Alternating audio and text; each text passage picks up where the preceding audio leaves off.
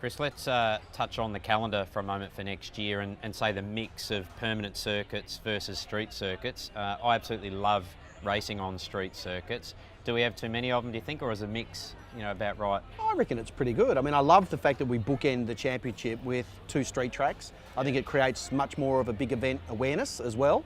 And of course we have our, big road courses at Mount Panorama and 500 back at Sandown, but I don't think we need any more street races. Perhaps if we end up with 18 races in a year, one more. I'd rather have another street race that's embracing it for 5 years than maybe a hybrid appearance at another track we haven't been to, like we went back to Sydney Motorsport Park this year for the first time. But I think the balance is pretty good. Yeah, I think the balance is good. It's important to help the permanent circuits, keep their infrastructure going, and I think to bring the V8 Supercar show like to Winton, Phillip Island, even Queensland Raceway, we all give it a hard time, but I still think it's really important for our fans and our circuits that they survive, that we shuffle around there. But the street circuits are really the ones that bring the money in for the sport. The corporates, the TV ratings are always up because it produces fantastic racing. It also mixes up the field a little bit.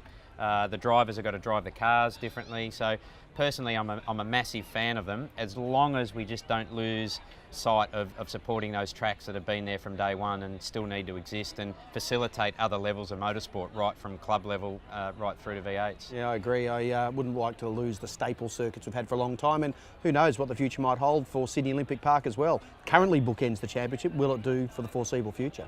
Yeah, the street tracks, I agree. It's a perfect way to end it because it also can create a bit of an upset winner, and for someone that's got a championship on the line, it forces them to drive quite disciplined, in a disciplined style, if you like, at Homebush. Obviously, Wing Cup, it didn't matter. But Clipsal for me is still the biggest, other than Bathurst, event of the year. It is because it's in Adelaide and the South Australians embrace it, but it's also because of the culture of the circuit. It's a really hard track to master for 250k. I think so. I enjoy the street circuits. The atmosphere is always pretty good, but for the fans, they can only see one part of the track at most of them. A couple like Townsville and Melbourne are pretty good, but I think the ratio at the moment is pretty good. I think we need to concentrate on what the punters want, and I think the punters like street races. I personally like the street circuits and always or generally seem to go reasonably well at the street circuits, but I think the balance that we have now is pretty right. It's important that we don't forget our permanent tracks, like your Wintons, your Queensland Raceways, your Sandowns, Phillip Island. So I think it's important that we go back to those style of tracks as well as the street circuits also. I think we utilise all the permanent racetracks in Australia that we can, and the street races is where all the big races are. Clipsal's the biggest and best event of the year. And then, Townsville's an excellent event now, and Hamilton was a really good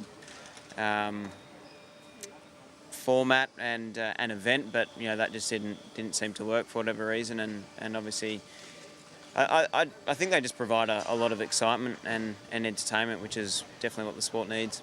No, again, I like the street tracks. I think they're a great part of our supercar, and yeah, it's simple as that. Yes, we should keep doing street tracks, absolutely.